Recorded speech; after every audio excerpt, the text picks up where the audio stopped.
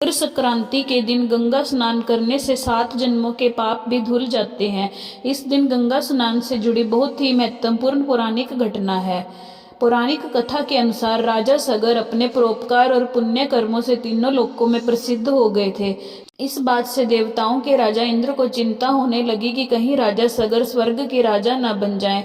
इसी दौरान राजा सगर ने अश्वमेध यज्ञ का आयोजन किया। इंद्रदेव ने अश्वमेध यज्ञ का घोड़ा चुरा कर कपिल मुनि के आश्रम के पास बांध दिया। अश्वमेध यज्ञ का घोड़ा चोरी होने की सूचना पर राजा सगर ने अपने सभी 60,000 पुत्रों को उनकी खोज में लगा दिया। वे सभी पुत्र घोड़े को खोजते हुए कपिल मुनि के आश्रम तक पहुंच गए। वहां उन्होंने अश्वमेध यज्ञ का घोड़ा देखा। इस पर उन लोगों ने कपिल मुनि पर घोड़ा चोरी करने का आरोप लगा दिया।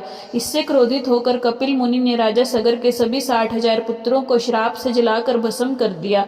यह जानकर राजा सगर भागते हुए कपिल मुनि के आश्रम में पहुंचे और उनसे पुत्रों को क्षमा दान देने का निवेदन किया। तब कपिल मुनि ने कहा कि सभी पुत्रों के मोक्ष के लिए एक ही मार्ग है, तुम मोक्षदायिनी गंगा को पृथ्वी पर लाओ। राजा सगर के पोते राजकुमार अंशुमन ने कपिल मुनि के सुझाव पर प्रण किया कि जब तक मां गंगा को पृथ्वी पर नहीं लाते तब तक उनके वंश का कोई राजा चैन से नहीं बैठेगा।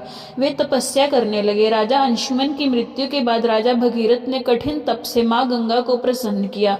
मां गंगा का वेग इतना था कि वे पृथ्वी पर उतरती तो सर्वनाश हो जाता।